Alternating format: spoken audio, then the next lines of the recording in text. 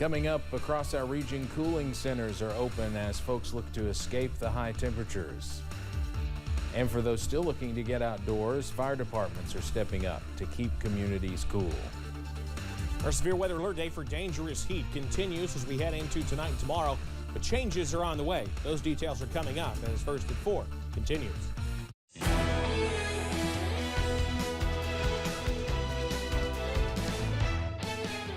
Mountain News First at 4 continues. It is the fourth day in a row for record-breaking high temperatures, but it could be the last. Still going to be hot tomorrow, though. Meteorologist Evan Hatter has the latest. Evan?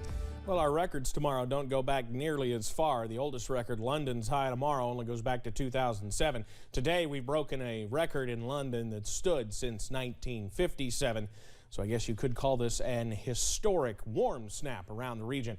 I-75 at London, you can see the sun still beating down on the interstate right now. A lot of full blast air conditioning on that interstate, I'll tell you that right now. Buffalo Mountain camera, not many clouds at all, and it's sitting at 95 right now. It is brutal outside.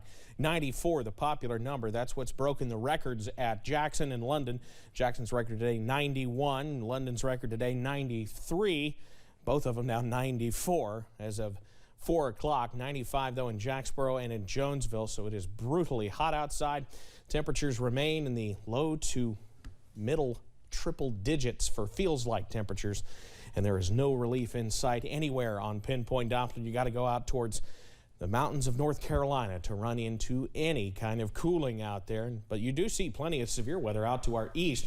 We're not dealing with that, but we do have a frontal boundary on the way, and that's what's going to give us the possibility for showers and storms tomorrow.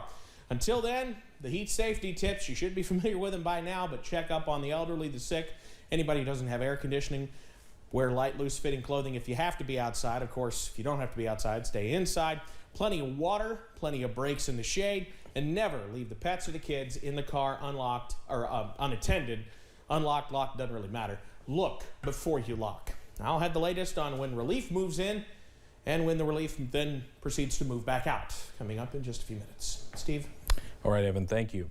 Some folks in the region are cooling off with some help from local fire departments. In the city of Paintsville, the fire department came out to spray thousands of gallons of water for the kids or anyone who just needed a spot to cool off. Paintsville Mayor Bill Mike Runyon says this is just what the community needed because of the sweltering heat and the closing of Paintsville's local pool. Our city pool's been closed for a couple of years due to COVID and also an inspection that was done on it. And with the pool being closed, the kids didn't have much to do. And when Mr. Hale came to me with this idea, I thought it was a great idea. And here we are. Kids are having a good time.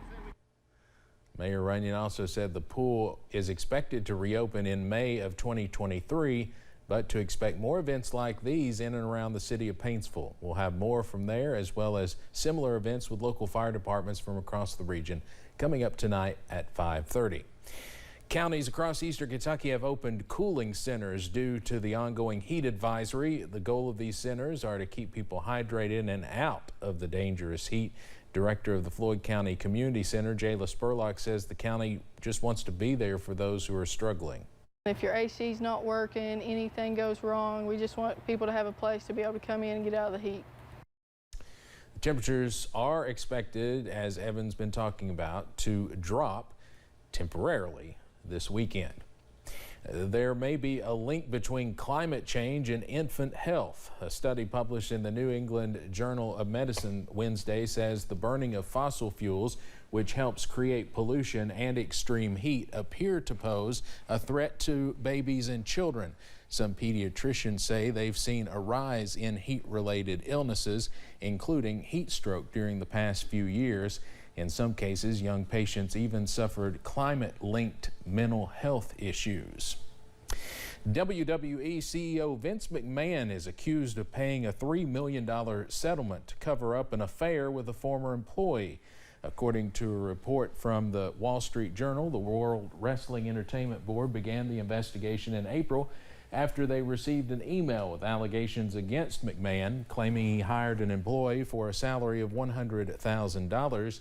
then doubled the salary after beginning a sexual relationship with her.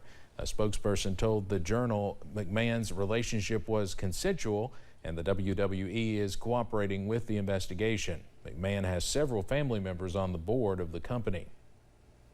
Hollywood actor Kevin Spacey made an appearance in a London courtroom this morning on charges of sexual assault against 3 men and an additional charge of sex without consent against a 4th. The alleged incidents happened in London between 2005 and 2008 while Spacey was artistic director of the Old Vic Theatre. Thursday's hearing lasted less than an hour, with Spacey's lawyers telling the judge he strenuously denies the allegations. The court granted the actor unconditional bail, allowing him to fly back to the U.S. to work and be with his family. Spacey was not asked to enter a plea at today's hearing. He'll be back in court in London for a formal plea hearing on July 14th.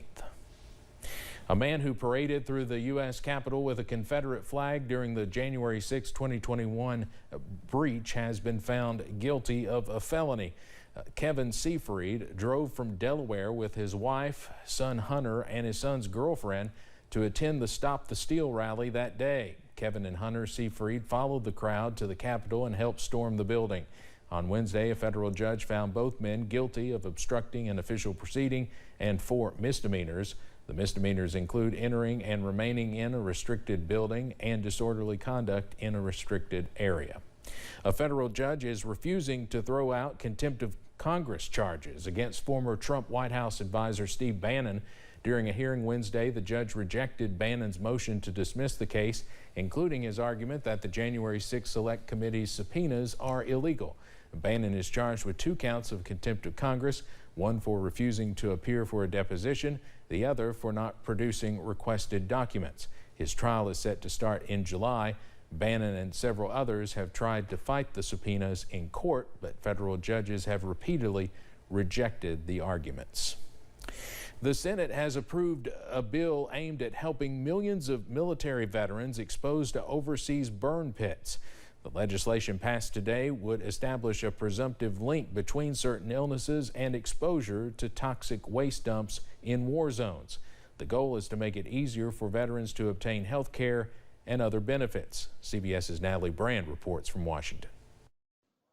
On this vote, the yeas are 84, the nays are 14. The U.S. Senate cast an overwhelming bipartisan vote and took a step forward in the fight to help veterans exposed to burn pits and other toxic hazards while stationed overseas. This is the greatest advance in veterans' health care in decades. This bill is about righting a wrong that has been ignored for just way too damn long. It's a moment advocates spent years pushing for amid rising numbers of respiratory illnesses and cancers among veterans of the armed forces. The Senate bill is named for Sergeant First Class Heath Robinson. He fought valiantly for 3 years to survive as long as he could for his daughter. The new legislation will make it easier for veterans to claim benefits and treatment for 23 diseases and rare cancers related to toxic exposure. CBS News has reported on veterans who spent years fighting to get their claims approved, with most denied in recent years. It's an issue that caught the attention and focus of comedian Jon Stewart. This doesn't solve anybody's problem. This just removes the burden from their fight that never should have been there in the first place. President Biden has talked about this issue and about his own son's lost battle with brain cancer after serving in Iraq near burn pits. He's expected to sign the bill as quickly as it reaches his desk. First, it must head back to the House, where the Speaker has promised to move swiftly to take it up.